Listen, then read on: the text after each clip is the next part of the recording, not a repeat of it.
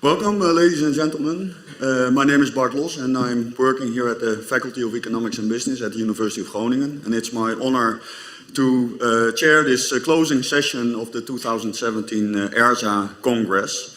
When the local organizing committee asked me to chair this session, I felt honored, but I also understood quite quickly that it's a responsible task, because I received a script of this very complicated session, and then afterwards I watched the Oscar Awards night, and things can go very wrong.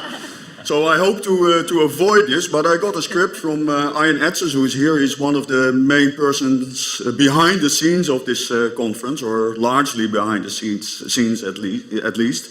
And he told me, okay, at 4 and 23 seconds, you should ask the chairman, the president of ERSA to come forward, Jouk van Dijk, and then 4 minutes and 38 seconds later, he should return to his seat. So this is not the easiest session to chair. Still, I hope you will enjoy this. We will deliver a number of prizes. People will be thanked, and of course Cork will receive the flag, because Cork will organize the ERSA Congress in 2018. Before we start, I would like to show a short video that was produced by Fabian Unterberger from Vienna University of Economics and Business. And this is a video that he produced during the ERSA conference, mainly yesterday, but also tonight. And the purpose of this video is to show you a little bit why people, especially experienced people, decided to come to ERSA at this conference, but although they have been at ERSA conferences multiple times already. So I now have to go upstairs to push another button, otherwise it won't work.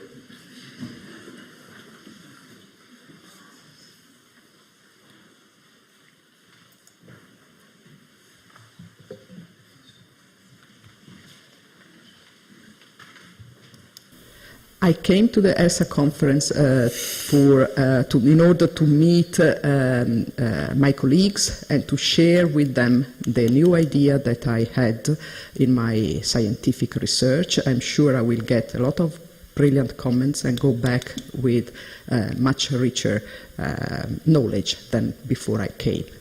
So you meet people that you maybe only have heard of through papers. So as a young scientist, you sometimes admire them, you want to see them in person, and then you're there asking them something, and then all of a sudden you see it's a similar person of blood and flesh like me. I came to the ERSA Congress to build network. It organized those congresses in a very efficient way, according to a standard, which is consolidated along the year. So it's a very useful place where to get the state of the art. To gain insights into new ideas and new directions in regional studies. ERSA activities have become part of my scientific identity. Oh, I came to this conference because it's in my hometown. The best place to learn is from the best, so that's why I'm here as well.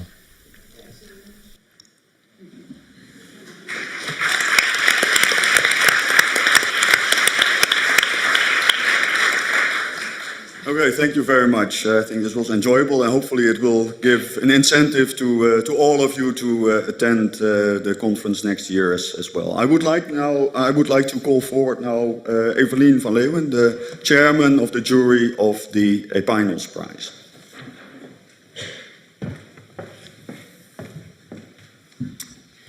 Bart, thank you very much. As you probably know, the Epinos Prize is not just any prize. It is the prize for the best paper written by only young scientists. And for 21 years now, it has awarded promising, creative and excellent young regional scientists.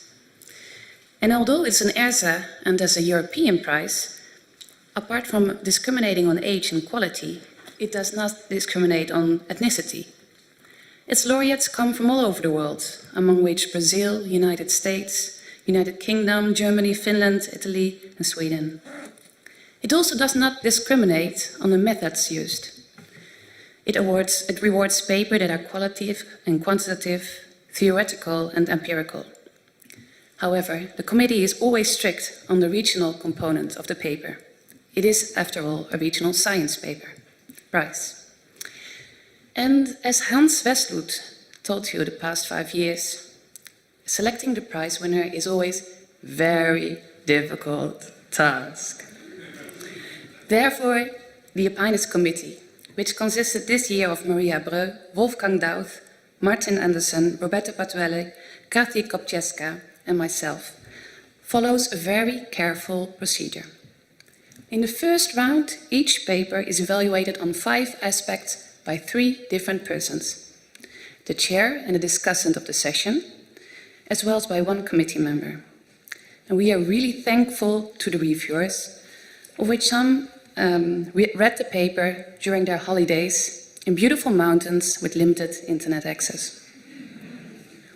Based on these evaluations, Kathy, our new secretary, created a shortlist. And in the second round, each committee member reads the papers on the shortlist and provides a personal ranking. And next, these 6 rankings are combined, which usually results in 1 or 2 winners. A very dedicated committee, I would argue. And if you look at the list of prize winners at the ERSA website, you can see that over the years the committees really did a great job in rewarding promising young scientists, such as the young Erik Verhoef, Jens Sudekum and Julie Legallo. And also this year, we selected a promising researcher, in particular because for the first time, we all came up with the same top 3. So the Aquinas Prize 2017 goes to Daniel Otto Peralias for his paper titled Settlement Patterns in Europe and the Spanish Anomaly, the medieval frontier origins of a country's economic geography.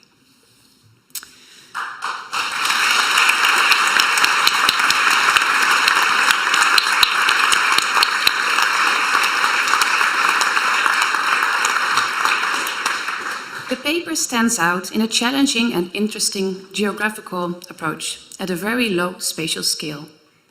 Daniel exploits a spatial discontinuity that was meaningful during the Christian colonization of central Spain in the Middle Ages to investigate the historical roots of today's settlement patterns.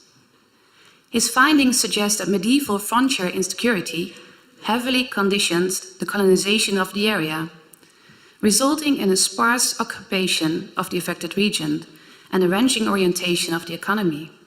And by doing so, it shows how political events that took place in a very far past can still affect the spatial and economic situation of a region today. Unfortunately, Daniel had to leave earlier. I know that happened before. And apparently, Aquinas Prize winners are very busy people.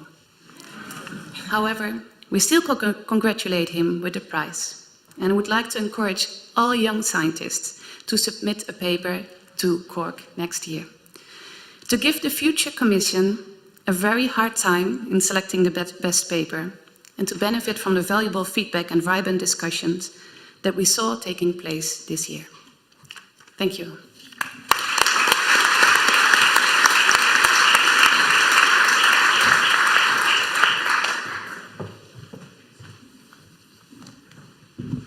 Thank you, Evelien. I would like to give the floor to the president of ERSA, Jouke van Dijk.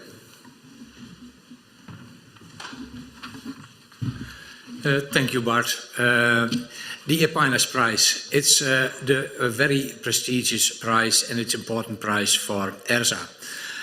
And this needs to be managed. And this has been done in an excellent way by Evelien van Leeuwen and Hans Westlund. May I please ask you to step forward. As you just heard, the Aquinas Prize is a prestigious prize for young scientists. The decision about the winner are taken during the ERSA conference. Because it's in a late stage, you have to manage this very efficiently. And Hans managed as chair for a large number of years this in a very efficient and excellent way. An important aspect is that you need to award a prize and say the right words, nice words to the candidate at the right moment. And Hans was very good in doing this in an excellent way. But as always, being a chair is one thing, you also need other people to assist you. And for many years, Evelien did the organizational work for the Epinus Prize, ordering the papers in coherent sessions, asking competent reviewers, finding good chairs for the session. Evelien did this in a very good way. And this year, Evelien was also, as you just have seen, the chair of the committee, because the chair was Brigitte Waldorf, but for sad reasons she could not be here, and Evelien acted as a stand-in. So for now, I would like to thank, with great pleasure, Evelien and Hans for their great service to the management of the jury of the Epinus Prize. Thanks a lot, because it's an important prize, and with your help, this was done in a very excellent way. Thank you.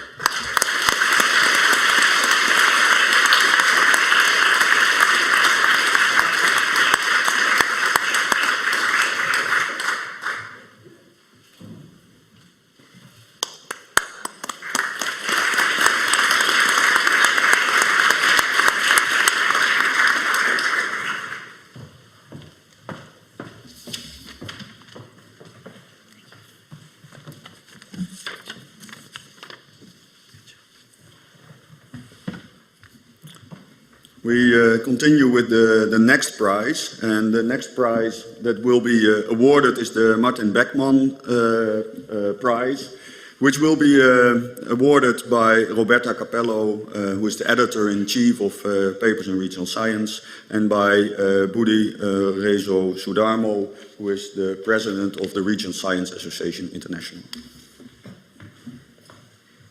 Thank you very much.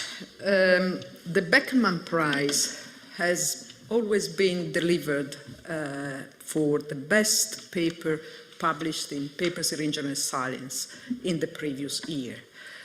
But this year is the first time that we deliver it after the death of Martin Beckman. And I think this is a special moment. Martin Beckman was a fantastic scientific person, but he was especially a fantastic human being. For those of you who have met probably much better than I did, I think you will remember him as a great man, first of all, and then a great scientist. So I'm really delighted to provide this year's the award on his name and on his memory. The jury was composed this year, by Janice Madden, Carlo Sazzoni, and Eric Verhoef. And I would like to thank the jury for the great job they did, because it's a hard job to find out the right papers. And we had, of course, there were many of them that were quite interesting, but one came up to be the best that could be chosen as the winner of this year's prize. And this is the following paper with the title Borrowing Size in Networks of Cities, City Size, Network Connectivity and Metropolitan Functions in Europe. And this has been written by Evert Meyers, Martin Burger, and Marlos Hogenbroek. I think, well, forget about that. It's a very, very Dutch name. So, okay. The author knows who is. So let me tell you the motivation. The motivation states, through an elegant scientific approach, the paper interprets the contrast that exists between the current dynamics in the Western European urban system and the burgeoning literature stressing the importance of agglomeration in economic growth. The paper argues that the rise of city network economies leads to processes of borrowed size, as well as the rise of agglomeration shadows in networks of cities, and finds that network connectivity positively enhances the presence of metropolitan functions, even if local size remains the most significant determinant for most types of functions. So based on the originality of the interest in the topic and the important results achieved, the jury concluded that the paper was the best paper published by Papers in Regional Science in 2016. So we have here two of the three authors ready to receive the award.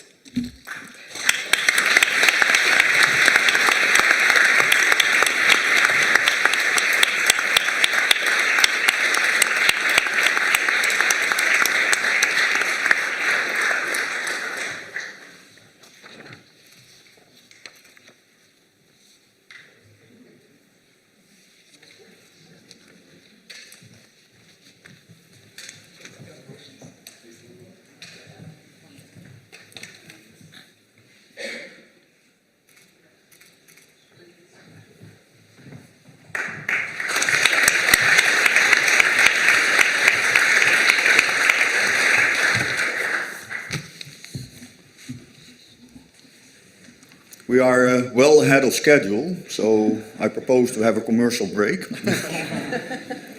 But let's continue. So the next item on the agenda is again a prize-giving ceremony. Although this is not called a prize, what we will be careful. The main subject of this item on the agenda. So this is the RSAI Fellow ceremony. I would like to call forward Mr. Budi Rezu Sudarmo, who is the president of the Regional Science Association International.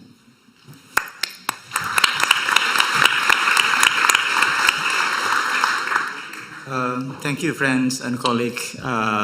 It is an honor for me to introduce the recipient of RSAI Fellow this time. As you know, RSAI Fellow is one of the highest awards that given by the association.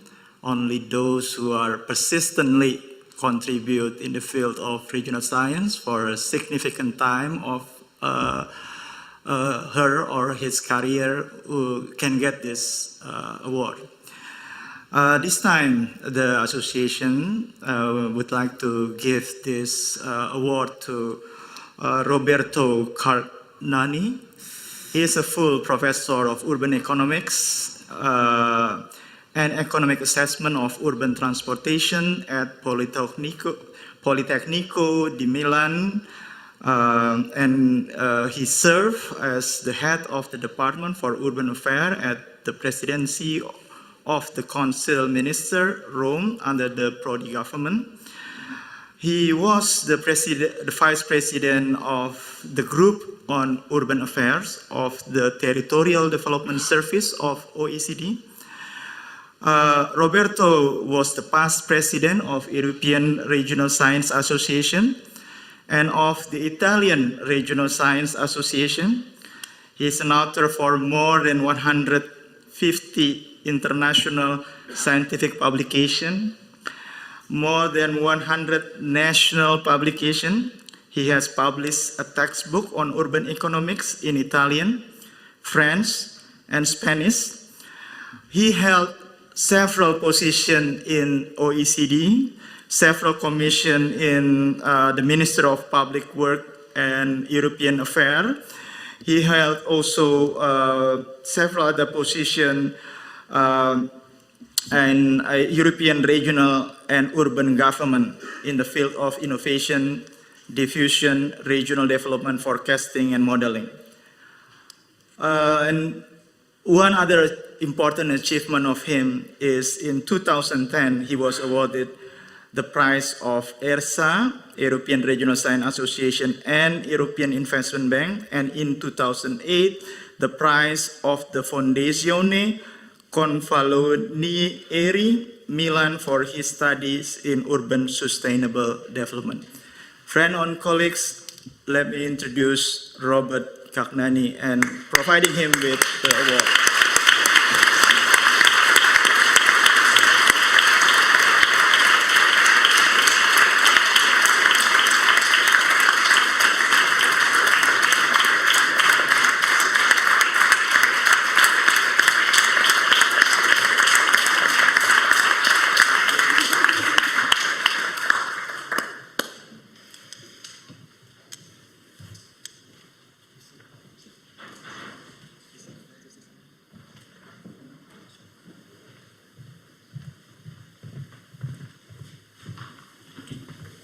The next item is actually not on the agenda. It's a kind of surprise prize. Those are the nicest ones, most probably. So I would like again to invite Professor Rezu Sudarmo to the microphone. Okay. So there is a revision of award that has been given previously to Volker Snijkers. Is he here? I would like to invite Volker. All right.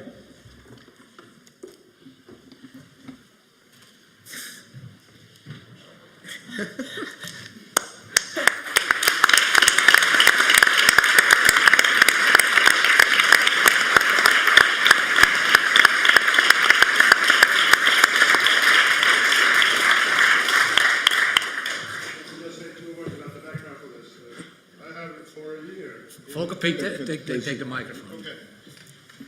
So if I stand here, it will take too long. I was given the Hirotada Kono Award for last year, but I couldn't go to the US, so I didn't get it there. But I got another prize, namely I became an RSAI Fellow. So I have been a temporary RSAI Fellow for 1 year. So now I have the option of being both a Kono Award holder and a Fellow.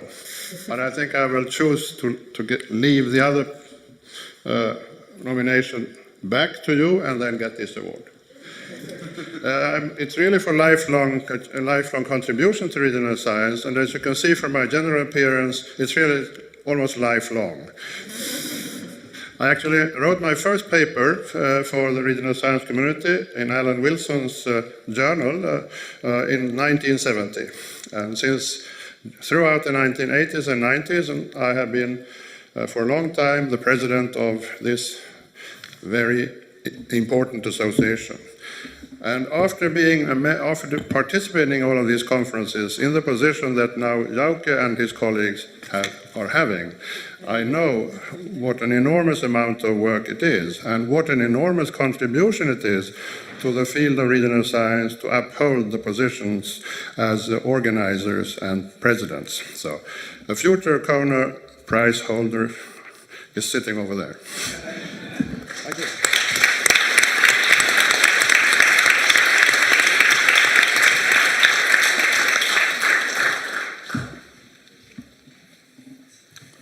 Next prize, the ERSA prize in regional science. And before the winner, Roberta Capello, will be asked to give the lecture that is part of this, of receiving this prize, she will be introduced to you by the president of ERSA, Jauke van Dijk.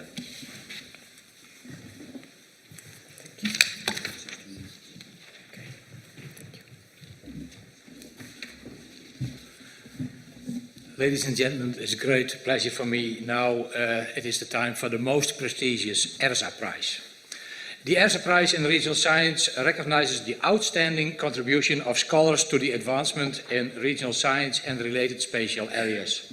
The prize is awarded on the recommendation of an independent jury of eminent regional scientists, 4 from Europe, 1 from the Americas, and 1 from the rest of the world.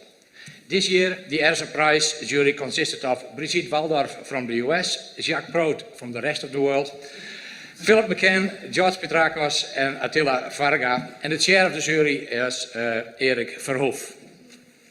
Unfortunately, Erik could not be here, otherwise he should have handed over the prize. He also has his term expensed as member of the jury, so I would like to thank him for all his work. But we're also very happy that we have a new chair, and I would like to welcome the new chair of the ERSA Prize, Evelyn van Leeuwen. So she moved from the Epiners Prize to the ERSA Prize. Thanks that you are willing to do this, Evelyn. But now we come to the most important part. It's a great pleasure for me to award the ERSA Prize to Professor Roberta Capello. Roberta, please come forward.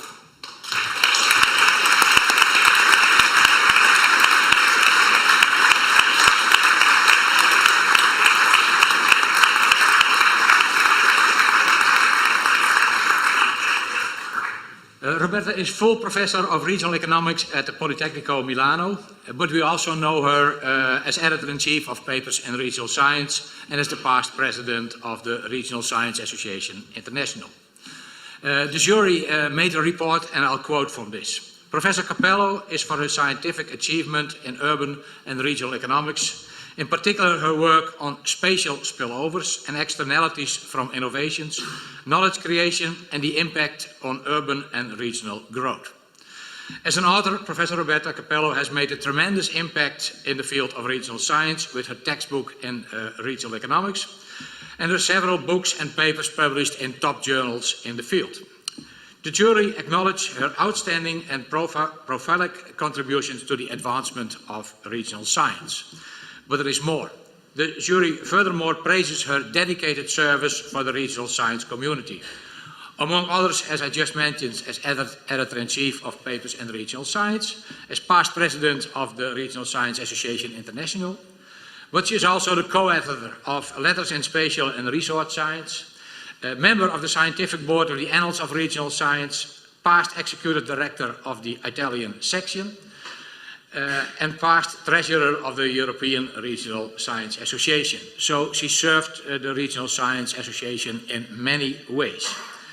The impressive list of scientific merits, together with her dedication to the regional science community, make that she is an excellent winner of the prestigious ERSA Prize. After these very nice words of the jury, I would like to congratulate Roberta with the prize. Thank you very much.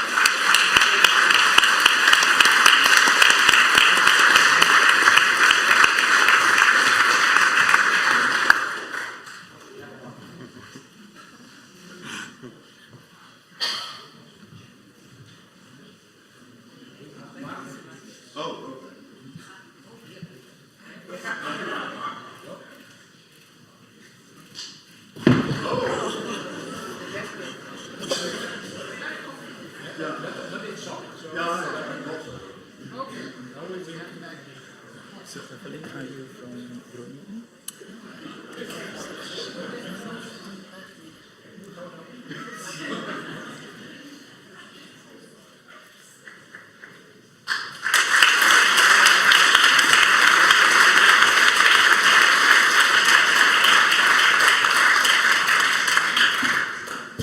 And it is a good tradition that after receiving the prize, the winner gives a presentation about his work. I would like to invite Professor Roberta Capello to tell her about her work. Roberta, the floor is yours. Thank you very much, Jauke. Well, now I have to earn my money, so you have to listen to my presentation. Of course, I am delighted to receive this prize, totally unexpected. When I received the email from Eric, I did not really understand what he was speaking about. So instead of asking him, because I said, well, that's not nice, what are you speaking about? I sent an email to Jauke saying, can you explain me what is this about? And he kindly explained me that I was the winner of this prize. So I was really unaware of, and especially I don't know whether I deserve it, but in any case, that's done, so I'm here now. There is only one aspect that I did not like, or at least I liked less than the others. When I had to register for the first time to save a file in my computer related to this prize, I went to my ERSA folder. And in the ERSA folder, I found, which I created many years ago, I found other two folders. One is called ERSA Prize for Young Scientists. The other is called ERSA Prize for Old Scientists. And this is something that shocked me.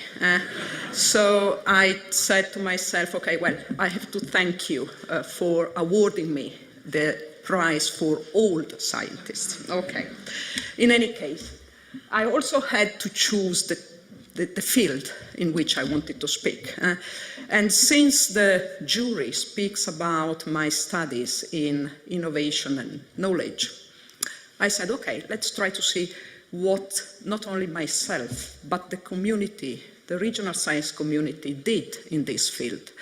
So I decided to try to do a kind of summary in 20 minutes, a kind of summary of what was delivered by all of us in this field, in this very important field. And of course, you can do a review in many different ways. I wanted to highlight the major path-breaking achievements that we did and we got during this, the period that we analyzed that. And especially by giving emphasis to two main elements. One is the role of space. Of course, we are regional scientists, so which is the role of space in our thinking, in our theoretical thinking, in knowledge and innovation development. And the second one is which are the elements, the characteristics that we looked at in all this time. So I tried to,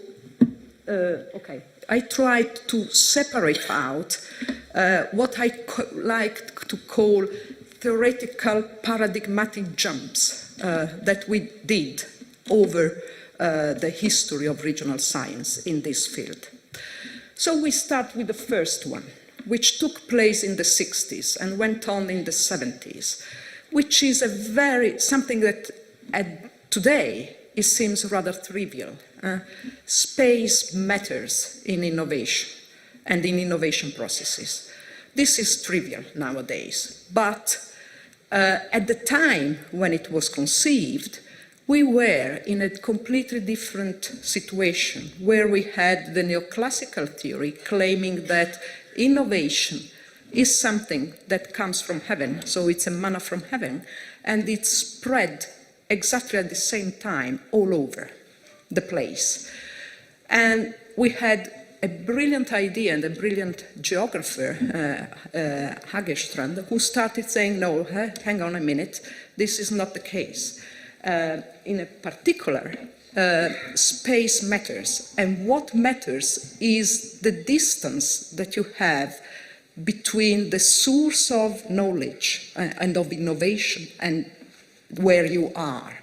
So space comes in, and comes in the most simple way, as usual, in a geographical distance. So the epidemiological models were invented claiming that geographical distance from non-identified sources of innovation. This was not the point of Hagerstown. He was not interested in the sources of innovations, but in the way innovation was spreading in space. And this is the beginning of the story. But then in the 80s, we start changing our perspectives. And this is probably due to the ICT's revolution. Well, of course, the thinking goes on, but we were pushed by the huge ICT revolution that took place and the fact that the knowledge economy came in. And we started being interested in knowledge creation, and especially in endogenous, regional knowledge creations. And this is what matters for regions to be innovative. So the path-breaking achievement here was to move away from the innovation adoption, to knowledge creation. So the source of innovation had to become clear, identified, and be positioned in a particular place. And so we had which kind of knowledge creators did we identify? Well, first of all, we identified in the beginning of the 80s the fact that a region could be innovative because it had, as a creator of innovation, the high-tech sectors. So it was a matter of a sectoral approach. If a region is lucky enough to have high-tech sectors, then it innovates much more than the others. But then we found out that the sectors, the traditional sectors, the textile sector, automotive sectors, they were innovating as much as the high-tech sectors. So the story could not fit.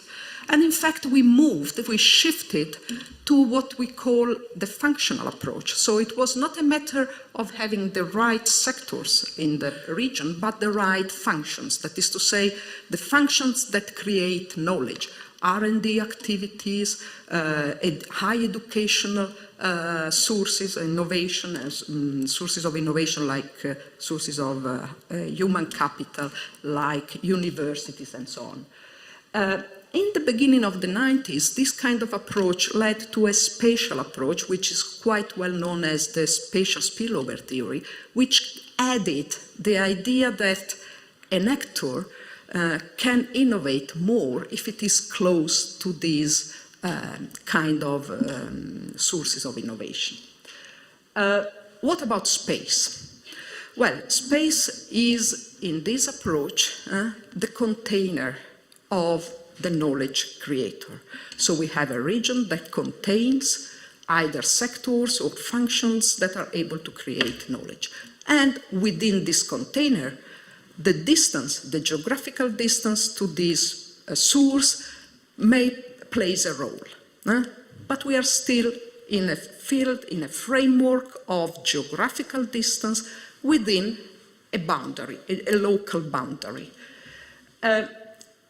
We had quite a policy implications out of our thinking, because this leads immediately to the straightforward idea that in order for regions to compete, they have to have sources of innovation, of knowledge creation. So this means to get R&D laboratories in universities and so on. This is the right way to go. And this were where the structural funds in the 80s were spent.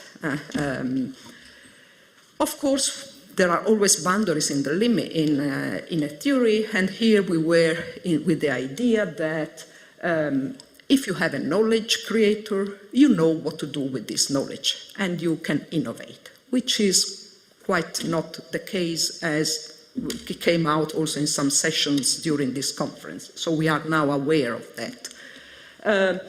Space has a passive role.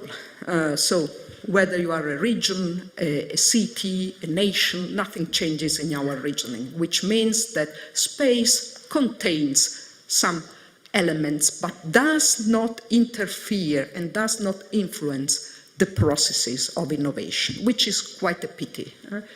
And then we are in front of let's say, a binary space. Either you innovate and you create innovation, you create knowledge and you innovate, or you do not. So that's the binary situation.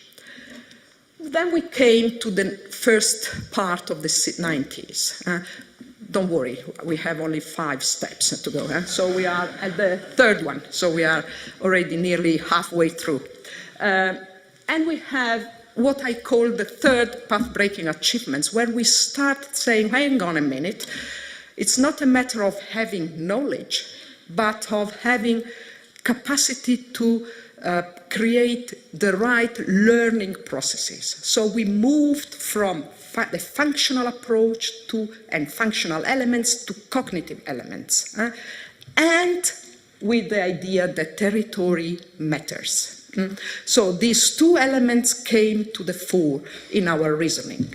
And this was also due to the fact that in regional science, we opened to all ideas that were present in the evolutionary economic theory that claimed that innovation is learning, is about learning processes. So if you have to innovate, you have to understand the way in which actors learn and develop and increase their knowledge capacity. There is the milieu innovateur theory that claimed that the most interesting issue to be understood is how local economies learn and accumulate knowledge. This was at the beginning of the 90s. Now there are many other theories that claim the same. But the innovation sources, learning processes, as I said, and here we have a big theoretical jump.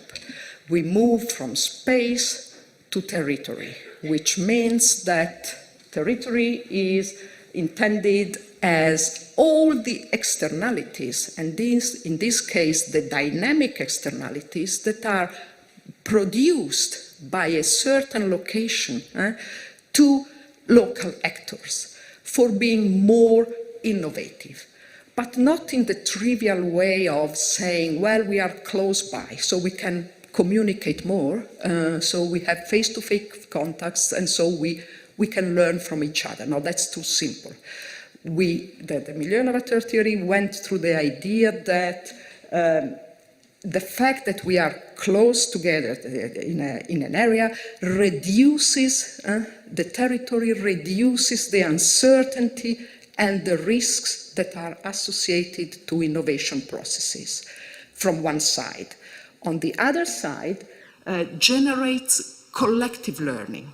What does this mean? It means that if a firm is located in one area, it is provided by knowledge that stems from other firms despite the willingness of the other firms. So the idea that they share knowledge is not true. They are very jealous of knowledge, but the fact there are channels through which knowledge goes around, the labor market, the spin-off, and so on. So all this comes from the fact that you are in a specific territory with specific social and economic conditions. The policy implication is that within the milieu innovateur, policies have to be no longer oriented to create R&D activities, but to support the collective learning and to support the local relationships that exist and that create this set of informal and formal knowledge exchange. Of course, here again we have some limits. Knowledge means innovation, which is again something that we have to prove if local actors are able to translate knowledge into innovation. And we are always in front of a binary space. Either you are an innovative milieu or you are lost or you are not. And we really do not have some suggestions for non-innovative areas. But then we come to the end of the 90s, where again we have a very important change of mentality, of approach. And we have the idea that we have the functional elements, we have the cognitive elements, they have to be combined in the right way. So the combination, the mix of functional and cognitive elements makes the difference in the way in which a region can innovate. And I'm here is because we were influenced by, according to me, by the complexity of the innovation and of technologies, and we wanted to to go away from the simple linear model, from knowledge to innovation. No. The innovation process is a rather complex system.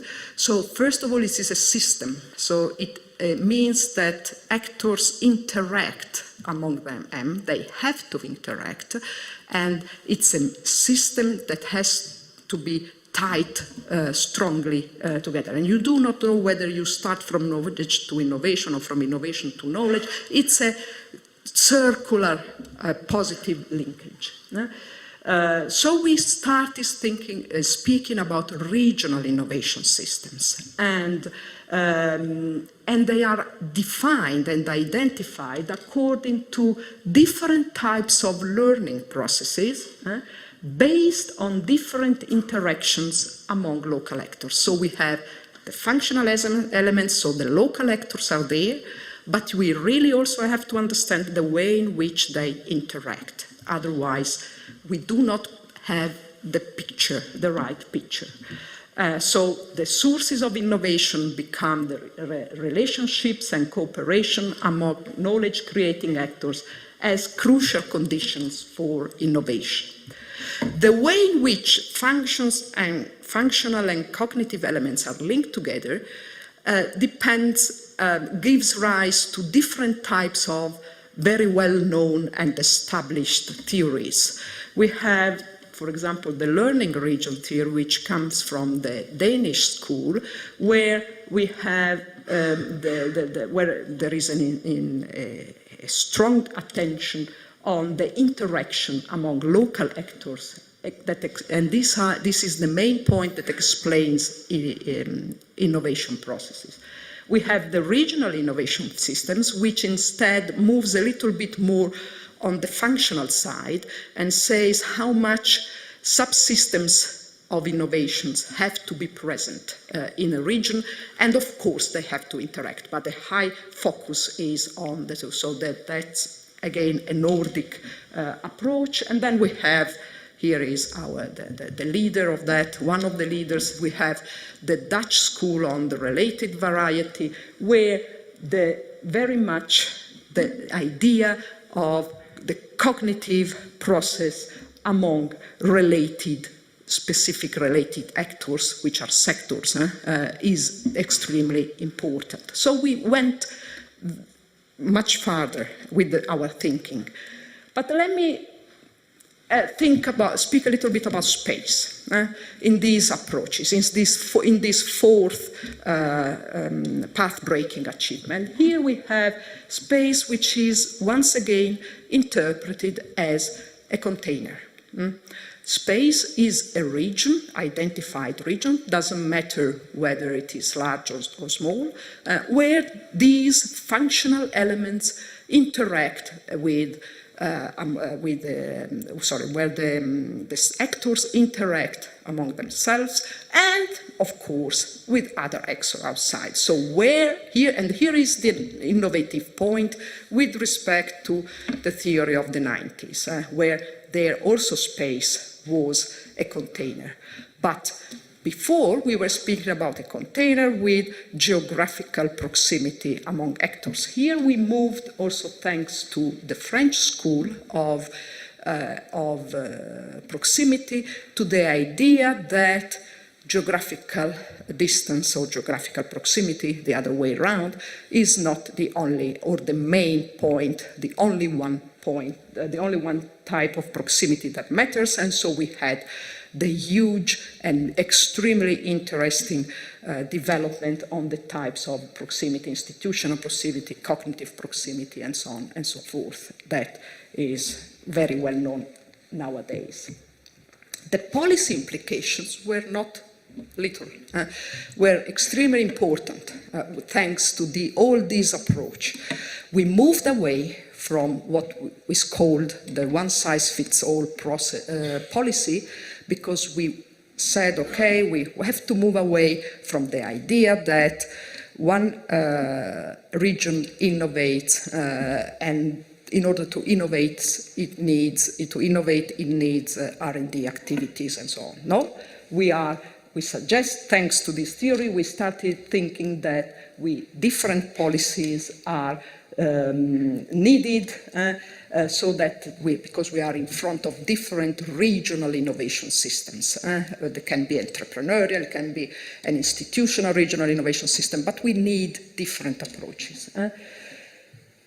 According to my impression, by doing this review and by reading again, it took me August to read again all this stuff, but we think that knowledge again equals innovation, or at least if you have a source of knowledge, a patenting activity, you are into a commercialized innovation, which is probably not always the case.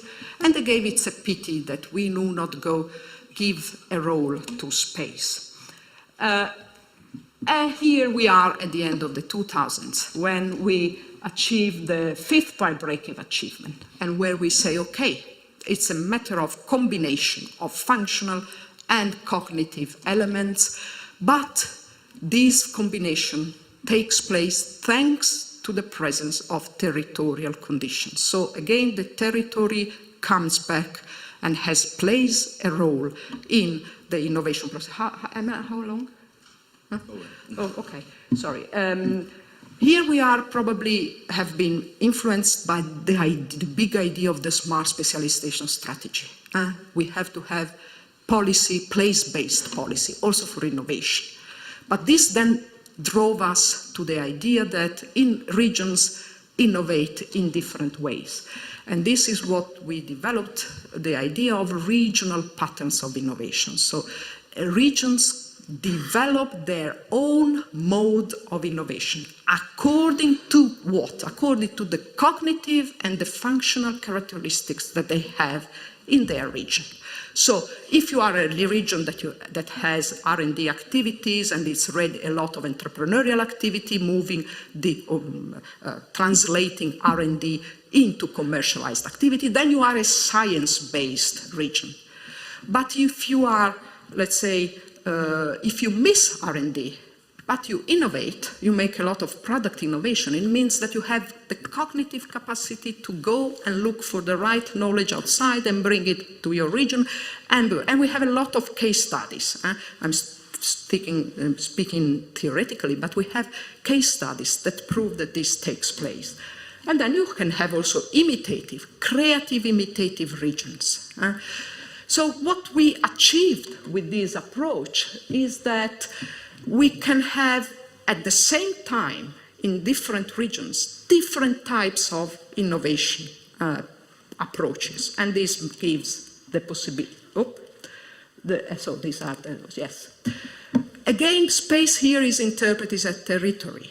Territory matters and gives the possibility of actors to innovate and to provide certain capacity and externalities.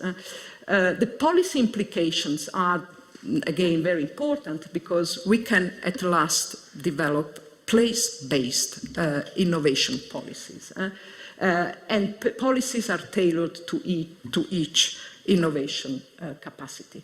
We are still here in a static approach.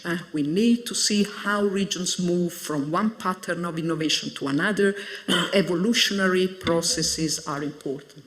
There is also within this broad, field, this framework, we have also the idea, someone came up with the idea that, hang on a minute, what is important is the determinants of creativity rather than the innovation or the creation of knowledge. Okay, we go a little step behind. So what does make a field or an area be more creative? And here it comes back with the idea that there is a combination of knowledge and emotional elements with this hermeneutic approach. This is a very nice piece of work that you can read if you are not aware of. And it's a good idea thinking that there are emotional aspects and symbolic aspects that generate, that link places and communities together in the way in which a process of knowledge creation develops. That's a nice idea. This fifth path-breaking achievement, again, space matters, and it's important, so it's territory, it's no longer space, it's territory, and the policy implications are normative actions that are called to support the ways in which individuals and other groups and communities fully develop their creative potential. Okay, but what next? What do we have to develop nowadays? So what are the future challenges in regional innovation studies? I think that we still have to go and to do a lot of work, good for us, for the dynamics, to understand the dynamics of these structural innovation modes. We have to understand how regions move from one path to another, and this is from the policy point of view rather important. So policies should be oriented towards the support of a harmonic change in both the structural and the cognitive elements. So moving or creating or helping a system to change its structural characteristics is something which is extremely difficult. You have to push on the cognitive side, on the functional side, and this is in a balanced way. So that's something that has still, much still has to be done in this direction. And I thank you very much for your attention.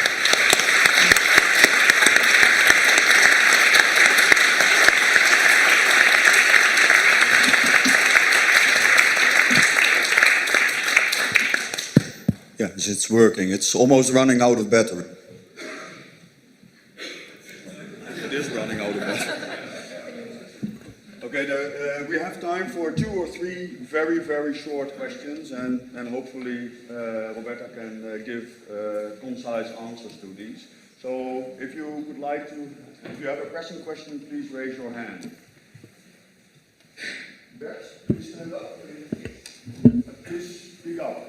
Okay, I'm Bert here from the local university. I have a question for you about the role of, let's say, specific human capital. For example, if you look at California, what would it have been without the link with Stanford, of course, and the other university, but also, you know, if the founder of Google, Facebook, etc., where typically individuals who can move around are very determined. So I missed a little bit, let's say, the individual, you may call it entrepreneurs or genius entrepreneurs or whatever. Does it fit somewhere? Well, we're looking a little bit for a new spirit. What could this be? Well, no, okay, thank you very much for your question. Well, this is part of what I call the actors of knowledge creation, or of knowledge creation. So when I spoke about, and these are also the conditions that you have to have in order to create knowledge. It depends on the theories that you choose, but in my perspective, human capital is part of the preconditions in order to innovate. And this is the functional element that is behind all this story. Then you have to see how they cooperate, how they are intertwined in the local society, and see whether their knowledge and their learning processes, and if they help via interaction among actors, they generate new knowledge to others. So that's my reply. Someone else? Question? Yes? Please mention your own name and speak up. Yes, my name is Marina van Geenhuizen, and I'm a professor at Delft University of Technology in the Netherlands. I have a question to Rebecca because of the new insights in the processes that are taking place in the region in terms of invention, innovation. To my idea, this also means that we need to move in our methods of research. And I would like to hear more about that. Do you have any ideas about that? Well, for sure, yes. This was a theoretical approach, and each approach needs empirical validation and a right methodology to be applied, and the methods that you have to apply. And this is not the first time that all these theories have always been corroborated by solid empirical evidence, thinking and developing the right indicators, the right and the new methodologies to, for example, to measure the interactions and so on. So, for sure, the reply is yes. This was only a theoretical approach in which I wanted to show the steps forward, but these have been, let's say, developed also in terms of indicators, methodologies, methods, and so on. Thank you. I think Günther Meyer wanted to ask the question. It will be the last question. Yeah, also just a great Dutch. My name is Günther Meyer from Vienna, Austria. I would like to have your reaction on the following brief argument. What you portrayed here was a relatively complex system of factors, spillovers, of things that spread over space, do not spread over space, that influence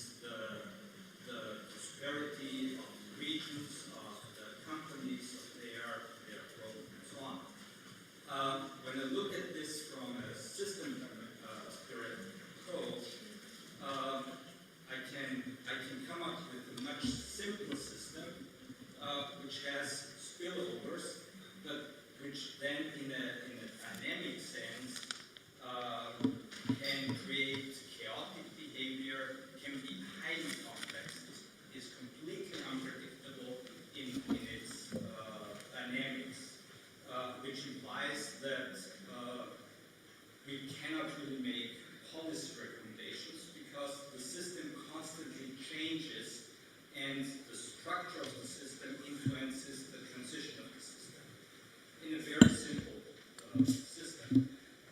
And so, to some extent, I have the feeling that in all this innovation literature, we're kind of searching around in something like that, a highly non-linear interactive system which may behave completely different tomorrow than you think it behaves today. Thank you, Gunther. Life is complex, and the world is complex, and we have to start from something.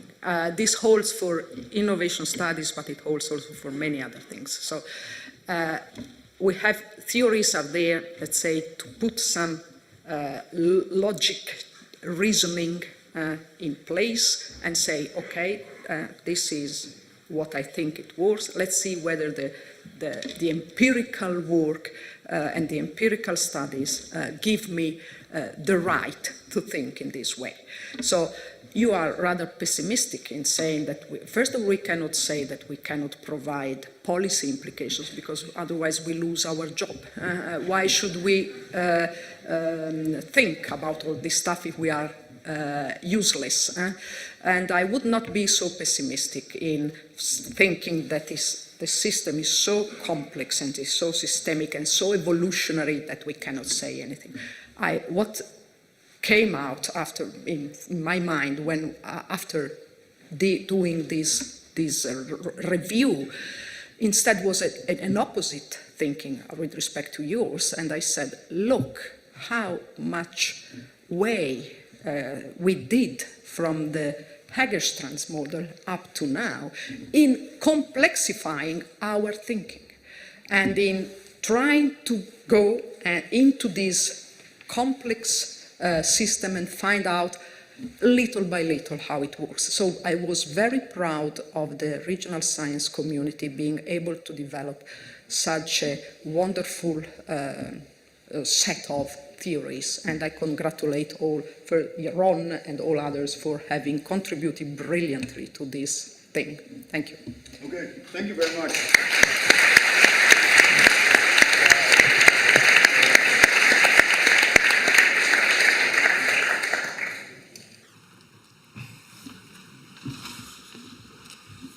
So with this lecture by Roberta, we are done regarding the awarding of prizes and fellowships, etc. And we will now continue with assigning tasks for the new year. Declan Jordan from Cork, I would like to invite him to come forward to give a presentation about the conference of next year, of 2018.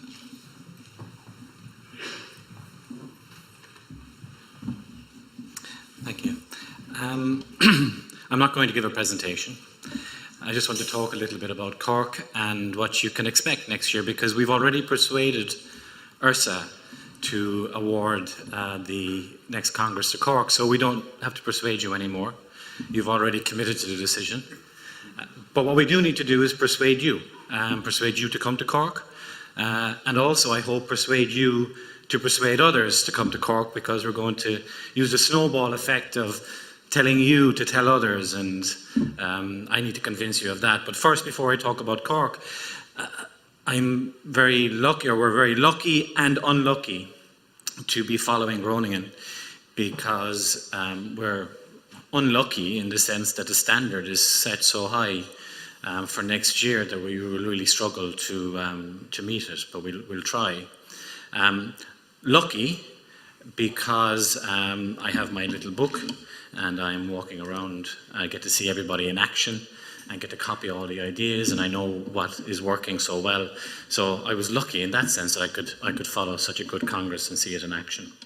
I should emphasize that the Congress next year is being hosted by the British and Irish section, not just by Cork. And we're delighted that the British and Irish section has chosen Cork as the host city. But we can't do this unless we have a strong, supportive section, and we do have a strong supporter section, and we do have on our local organising committee 2 former local chairs of local organising committees, Peter Beattie in Liverpool in 2008 and previously in Cambridge, and also Aisling Reynolds, who was a chair of local organising committee in Dublin. We also have the chair of our scientific committee, Maria Abreu, who is the incoming chair of the section, the British and Irish section, and Dimitris Ballas is so involved with ERSA he doesn't need any introduction, but we have all of his knowledge as well on our local organising committee. So I'd stress that it's a British and Irish section that's hosting it, and we happen to be hosting it in Cork, and the reason it's been hosted in Cork is because Cork is fantastic. But of course, you know, I'm aware that there's bias, right? I'm a scientist and I've got good training, so I'm aware of my own biases. So maybe I get some peer review who'll tell me that Cork is so fantastic. Maybe I'm wrong. Maybe it's not so fantastic. But in 2005, Cork was a European City of Culture. 5 years after that, The Lonely Planet nominated Cork as one of the 10 best cities in the world to visit. And then, a few years later, so maybe that's past glory, well, just in the last couple of weeks, the Euromonitor said that Cork was the most culturally vibrant city in Europe. So what we can promise you is a culturally vibrant Congress.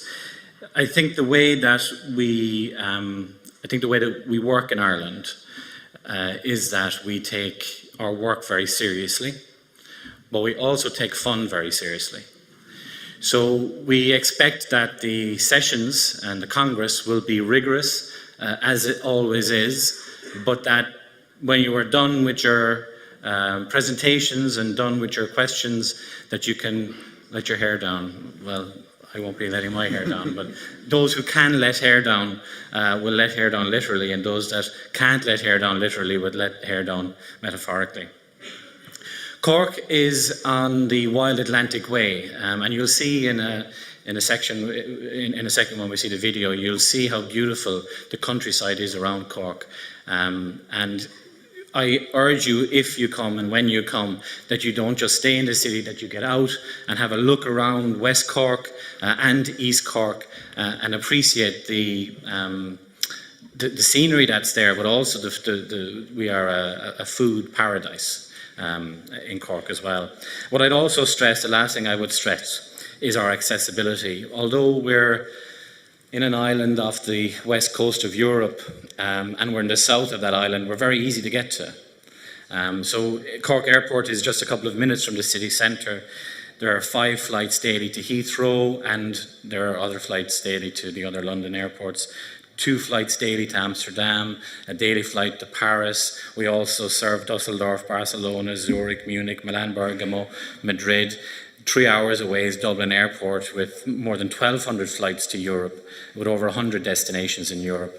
And then we also have US connections through Shannon, which is only 60 miles away, 100 kilometres away from Cork.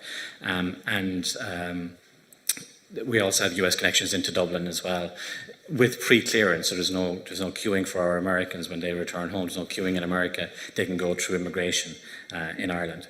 So what I'd like to do is just leave you with that. I'm going to show you a video, and if my words are not very convincing, a picture paints 1,000 words, so I hope that the video will convince you even more. And please help us to spread the word about Cork and how great the Congress is going to be. Thanks very much.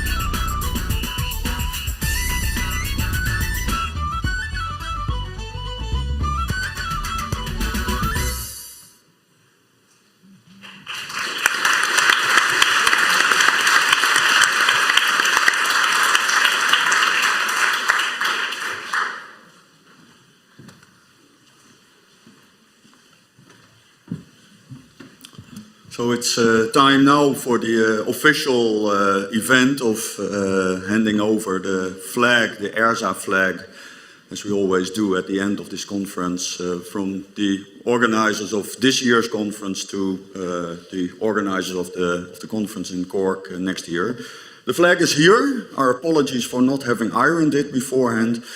But I would like to call forward both the president of the Regional Science Association International, Mr. Budi Rezo Sudarmo, and the president of ERSA, Jouke van Dijk. And I think that Jouke van Dijk is the person who should first speak if he wants to.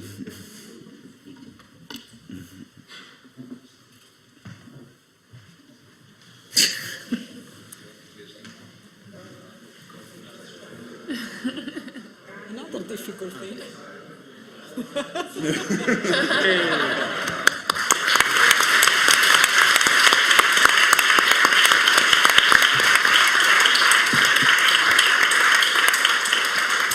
Then I think it's a good idea if Declan and maybe some of his team members will come forward. And then some official photos can also be made. This is always a great moment for an ERSA president that a conference, a successful conference, has come to an end and there is a new conference, a local organizing committee to take it over. So it's a great pleasure for me to hand this over to the local organizing committee of Cork.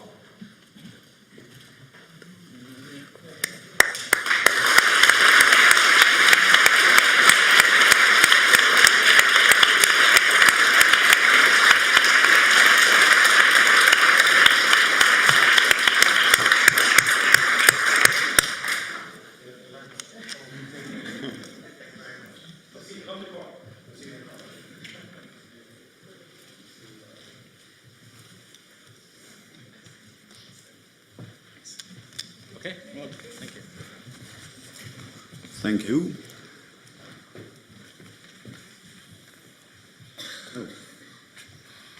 So it's now time for the official closing speeches for this ERSA 2017 Congress. And the first one who would like to say a few words is the chairman of our local organizing committee, Paul Elhorst.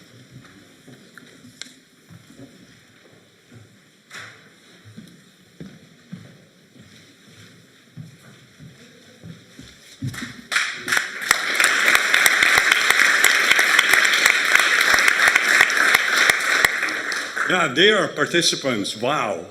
Yeah, it was an honor for me, as well as all members of the local organizing committee, to organize this Congress. And I think at least we found it a wonderful Congress. And let me give you one example that I experienced this afternoon. At Friday, you're tired, we started on Tuesday, and this afternoon, 44 people went out on a bike for a bike tour here in the city of Groningen. And meanwhile, I was visiting the Zernike room, which is actually not the easiest room to find in this building. It's very far away. But there was no distance decay effect. There were no thresholds, but because it was an ordinary session, there were 4 papers. All presenters were there, and there were almost 50 people in the room. That's wonderful. That's what you want as an organizer. During this conference, I got many compliments from you, which I, of course, really appreciate. But actually, they should go to all the members of the local organizing committee, because they did a lot of work. And that's the reason why I want to ask them to come forward. First of all, Bart Los, who is the moderator today.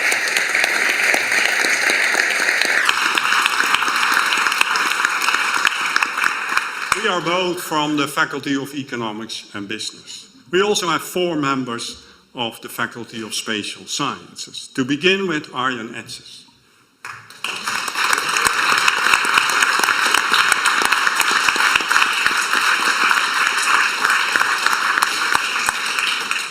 And next, Siert Jan Koster. He said that he is in the back of the room.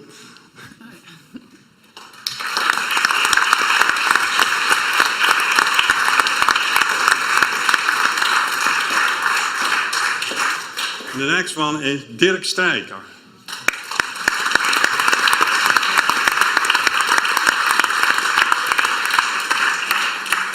En Aleid Brouwer.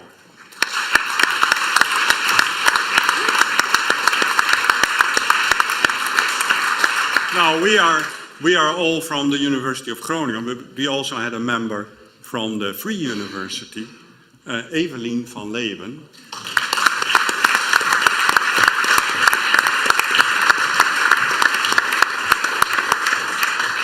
Now, Evelien van Leeuwen is also representing Regional Science Association in the Netherlands. It's September 1. She's employed at the Free University of Amsterdam.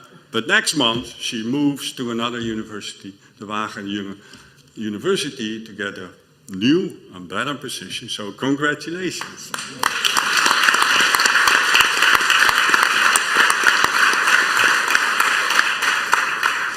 Well, I'm not going to say what they all did because it's far too much.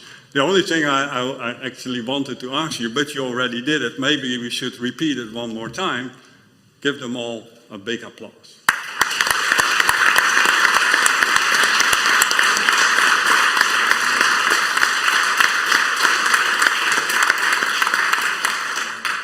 Okay, thank you. Now, this Congress would also not have been possible without professional support. And first of all, Groningen Congress Bureau, in particular, but they are not here, Mariska Pater and Erika Pater and their team. You have seen them in this building and in the other building, the two ladies in the black clothes, and well, they helped really very, very much in all kinds of issues. Also, Maristella Angozzi and Katie Rigou from the ERSA office.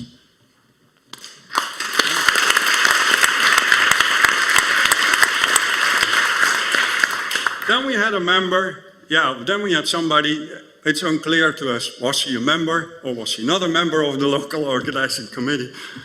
Sophia Klaassen, who's sitting over there.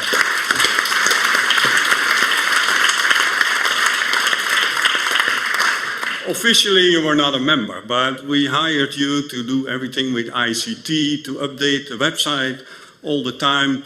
But during this whole process, she helped us with all kinds of organizational issues, all kinds of, to help to solve us debates if we were in trouble. And well, we really, really appreciated the support we got from you.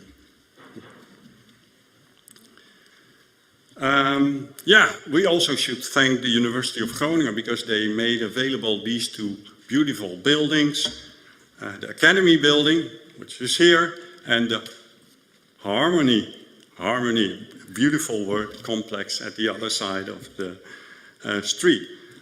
This includes, of course, the help of the staff that we got from the two buildings and also all the people responsible for the catering over here, for the coffee and the tea and all the lunches. And similar words of thanks hold for all the students in the orange t-shirts who've helped you to find your way sometimes to those rooms that were difficult to find, to support you with anything needed to be able to give your presentation, to attend the sessions, or to solve any other problems.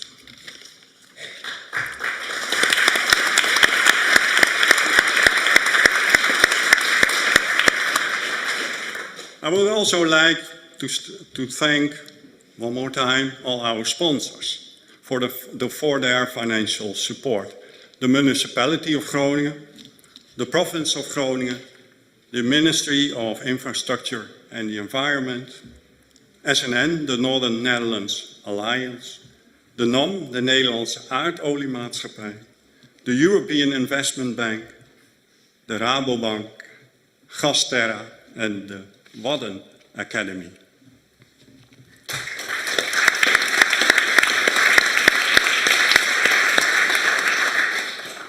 And last but not least, I would like to thank you, each individual participant.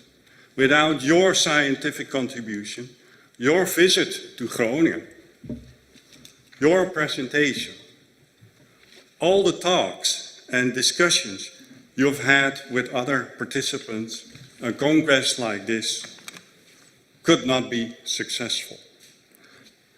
Not be successful as it has been now. So we also should thank you.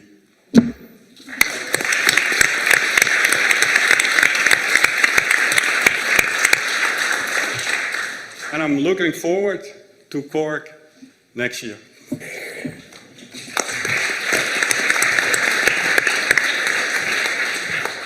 Thank you, Paul.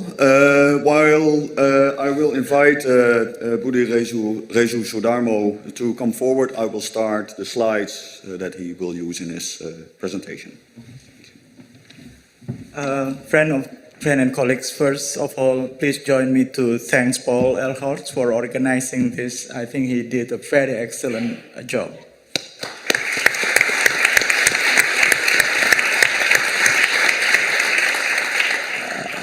On behalf of Regional Science Association International, I would like to congratulate Paul Elhorst, Joke van Dijk, and friends from ERSA for a very nice and successful conference. And as an individual, as a person, I would like to thank them facilitating me to come over here. And I also would like to congratulate all of you for participating and contributing to this successful conference. And without you, certainly, this conference wouldn't be that successful. Now, please allow me to take a moment on explaining what I would like to see change in RSAI during my presidency, which is this year and next year. I have a wish that, that in the next 2 years, RSAI could, particularly those sections in developed country, could keep developing regional science as a science, deepening and enhancing this science. But I also would like to see the expansion of the organization. And the main expansion of the organization is in developing countries. There are 2/3 of the population in developing countries, and we need to reach them if we would like to argue that we were a world scientific association. And we need to make sure that our knowledge is relevant for policy development in the world, including in developing countries. Now, all the theories and all the empirical evidence should also come from that part of the world. Now, I would like to remind you, so this is the goal. I would like to remind you the size and the complexity of our organization. So ERSA is only one of our super-regional associations. And we need to have more to reach the other part of the world. And we need to look at low-hanging fruits available to expand the activity. I would like to also announce right now that China is joining us, Armenia is joining us, and in our front door we see Philippines, Vietnam, and several other countries in Latin America and in Africa. Our organization has been very complex. There are more than 30 sections. There are more than 30 annual meetings, trainings, activities, more than 20 academic journals are actually involved in our association. And more than 4,000 academics are part of us. But still, it's not enough. We need to reach more. Africa is still not yet. And we just have, just this year, get China, which is 1/3 of the world. So that is an achievement, but this is not enough. We need to be able to be flexible, accept changes, and so we could be a true global organization.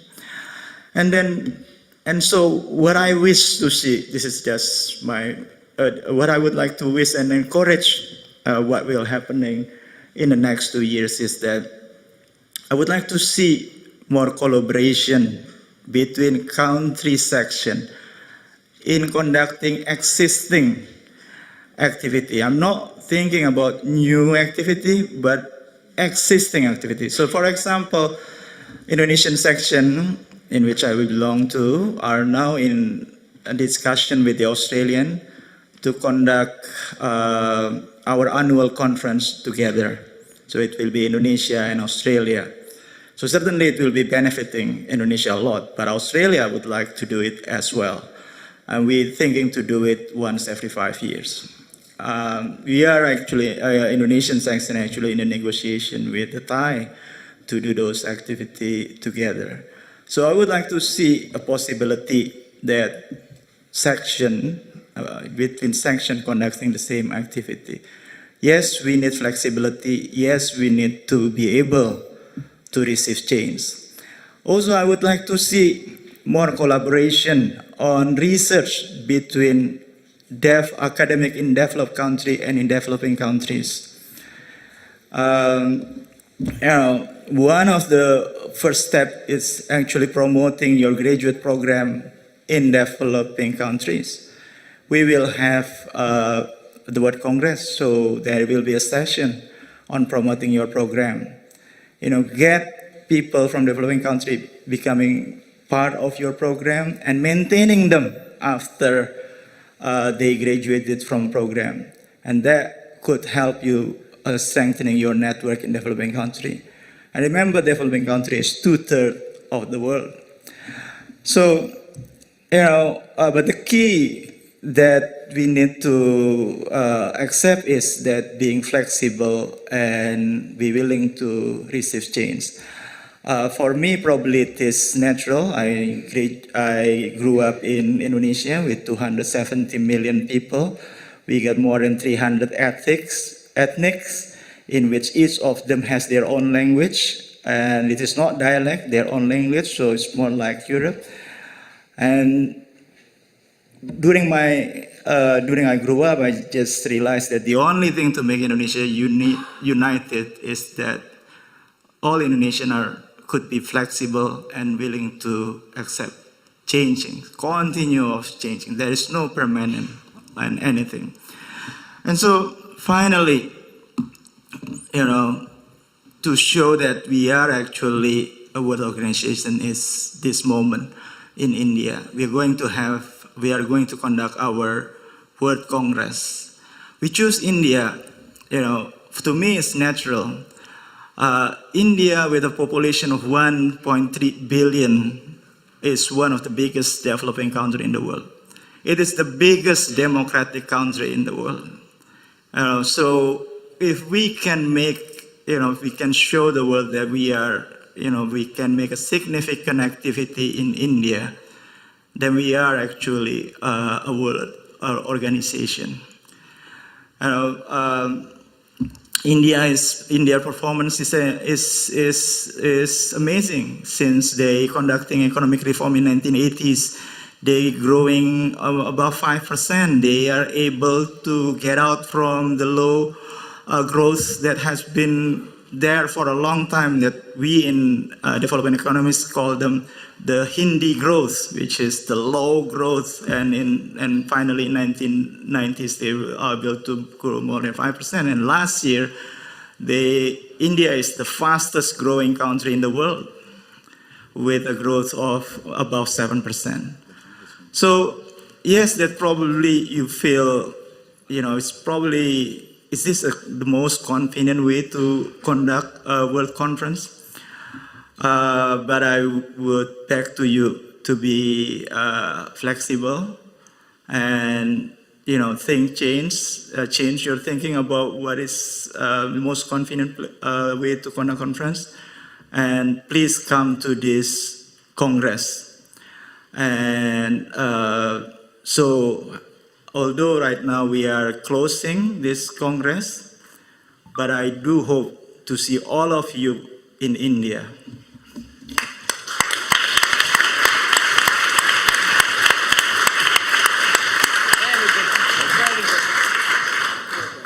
Thank you very much, Boedi.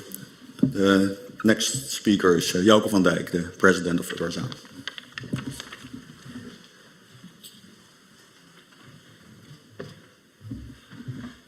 Thank you, Bart, and I'm also the last speaker, so we're almost there. Dear friends in regional science, the 57th conference of the European Regional Science Association has almost come to an end. For a week, Groningen was the center of regional science. Under the umbrella topic, Social Progress for Resilient Regions, 800 people came together, young scientists, senior or old scientists, you have to be careful, I know, and policymakers. So they exchanged ideas about the state of the art in the field. 800 participants, 700 papers, 200 sessions, a policy day, a food truck festival. This was the third time Groningen hosted the ERSA conference, before in '82 and 1994. I remember in '82, at about this moment, in this same room, Walter Eisert came to the front. I think he stood over there. That's now no longer allowed because it's only for the rector in inaugural speeches. And then he summarized the whole conferences of 200 papers. And he could do it. Now there are 700. I think Walter Eisert should even have problems with it, but I certainly should not do that. But I'm sure you got many ideas here in this conference, exchanges of ideas, met new colleagues, are inspired for new research, and I think that's the value of this conference.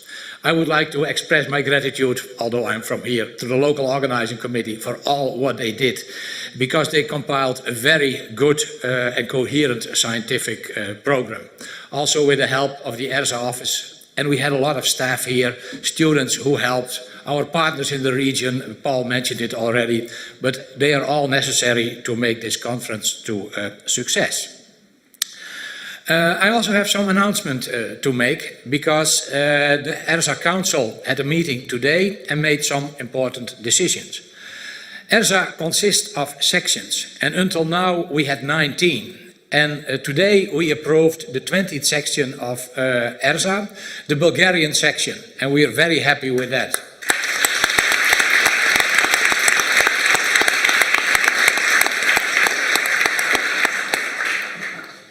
And we made more decisions, because the next conference is in Cork, but the venue for 2019 and 2020 was not decided yet.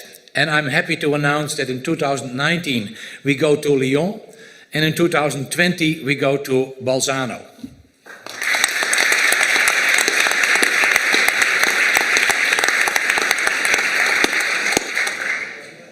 Another important issue and activity of ERSA is that we organize summer schools.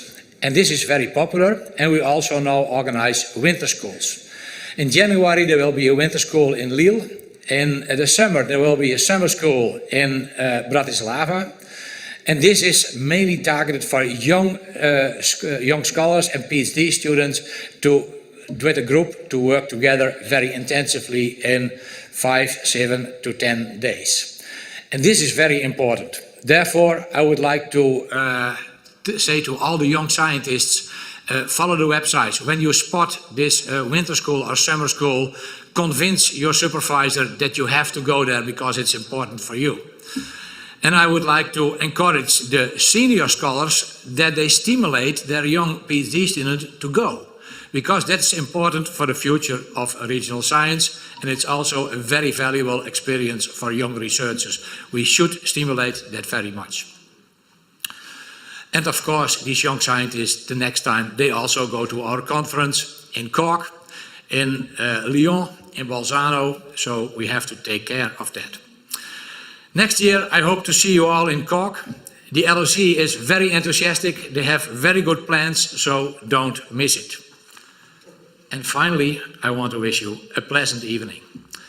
The only thing which is left after this closing session is the conference dinner tonight in the Martini Church.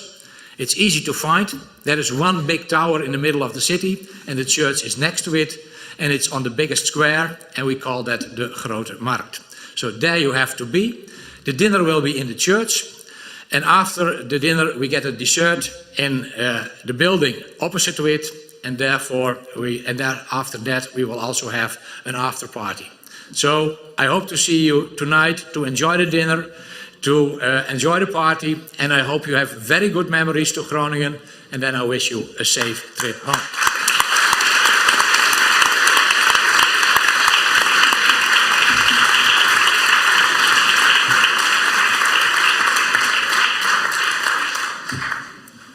So after Jouke's speech, we arrive at the end of this session. Again, dinner at 7 o'clock in the Martini Church, and then afterwards we will have the last dish in the restaurant opposite of it, just across the street. There will be a DJ. Yesterday we tried to showcase one of the local specialties, Dutch football. You have seen hundreds of student volunteers yesterday in orange shirts all over the city.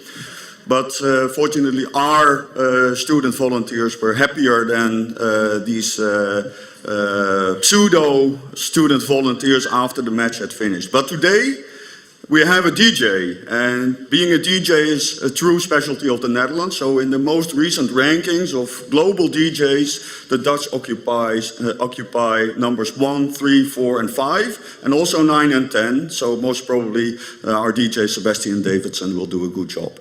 See you at the dinner, and otherwise have a safe trip home. Thank you very much.